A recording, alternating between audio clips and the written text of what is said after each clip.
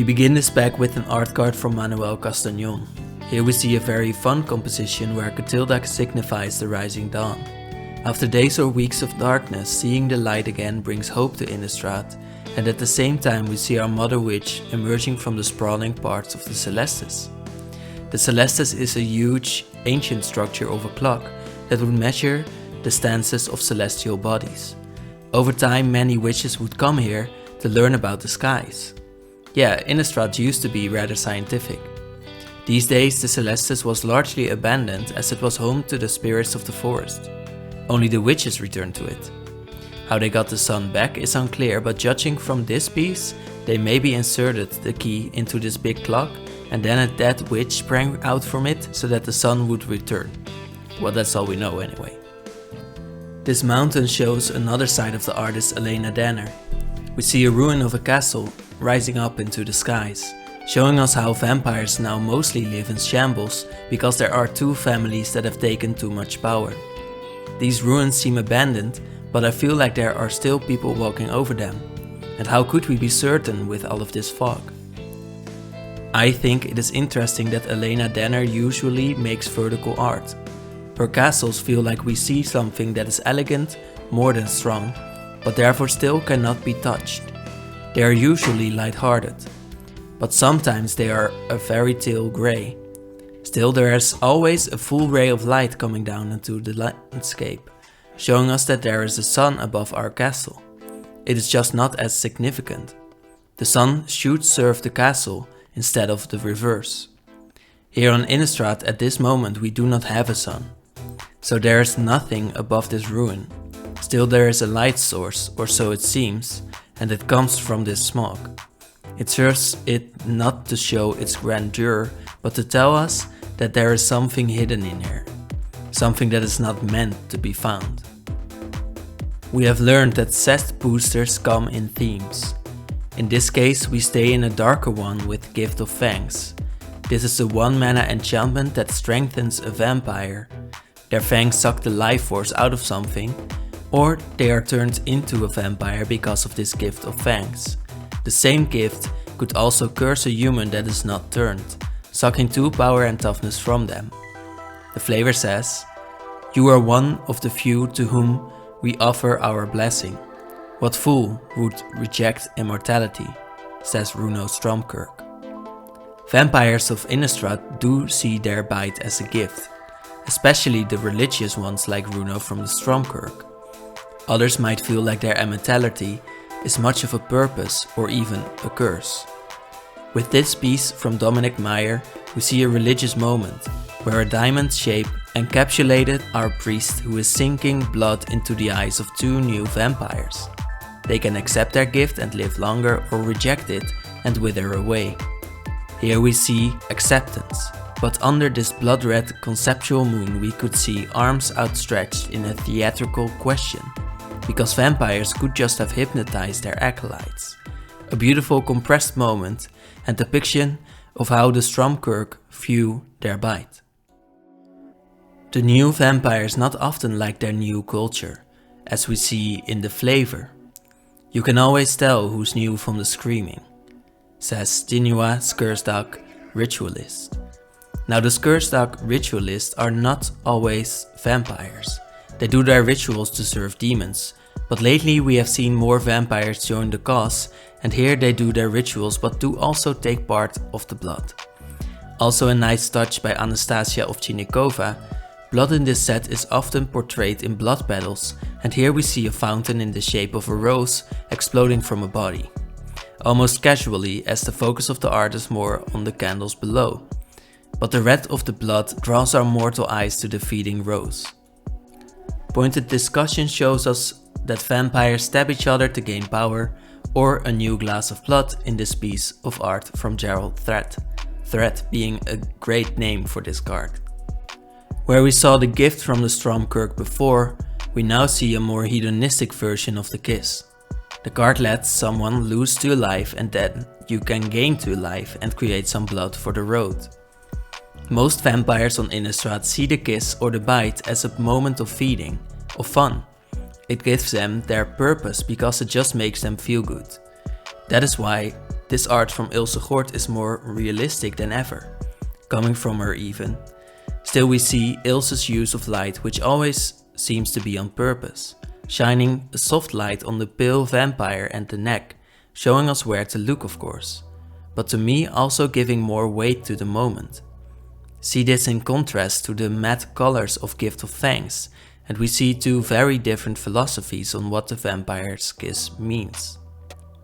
The flavor tells us why we get to keep 2 vials of blood. Because young vampires gorge themselves at every meal, but their elders have learned to savor the smallest bite.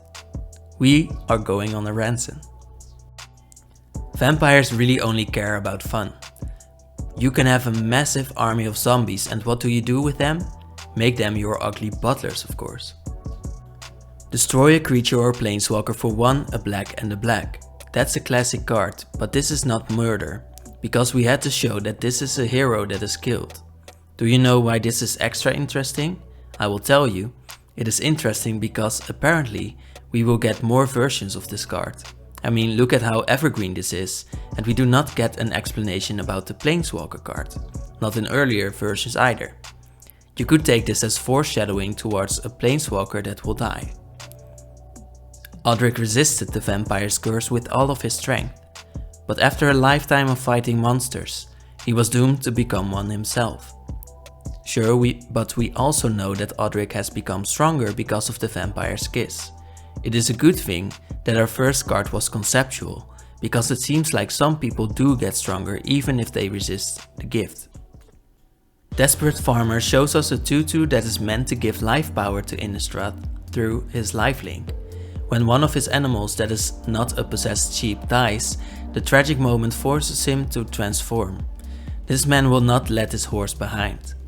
So he becomes a Necromancer, one that can resurrect horses. He has left behind his demon sheep to live with the crowds that encircle the farmer for his efficiency at the harvest. What does he harvest? Well, something that ravens like. Ballista Watcher is literally a downtrodden soldier watching a ballista, because it is very dangerous. It will cost him the energy equivalent of 3 mana to make his ballista shoot out a damage. He is mostly watching the weapon because it is dangerous, so that the thing will not be used.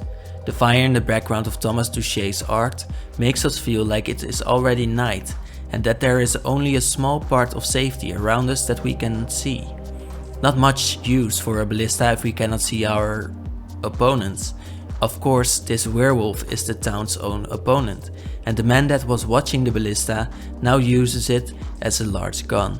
He does not even need to tap to use this thing anymore, and after shooting, he can attack and you cannot block with a large arrow through you. Card draw in white, am I right?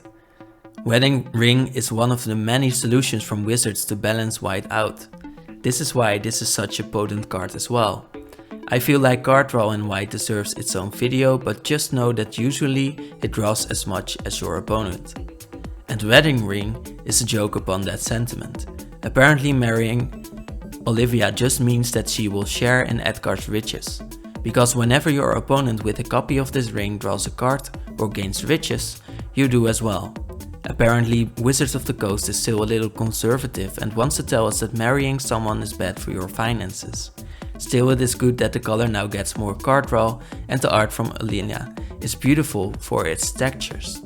We focus on the large stone in the ring, of course, as we should, but the faded red ropes that go through the ring show us that it is still a vampire's ring. Red being the color of blood, and life gain being something that vampires like to do. Do note that your opponent will get the same effects, but of course you are in a color that does not draw as much. You do gain a lot of life though. So your opponent will benefit less from this marriage. Be smart with who you marry.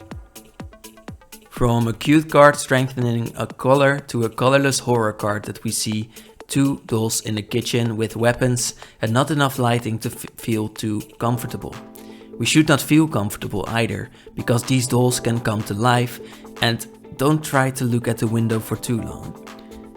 Every turn you can resurrect a creature that died earlier and turn it into a doll construct that gets stronger with the more dolls you have. The doll also gets haste, so it runs really fast. Yeah, this is much like my personal nightmares. Still, it is a good card that I might have to use, but please don't make me use it. Innistrad features a weird color shift. Milling is now in blue-green.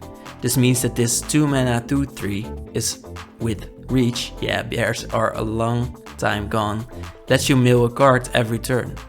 That is not all though. Do you know that these spider videos where they kill one and then 100,000 spiders crawl out of the dead mother? Yeah, that's this one.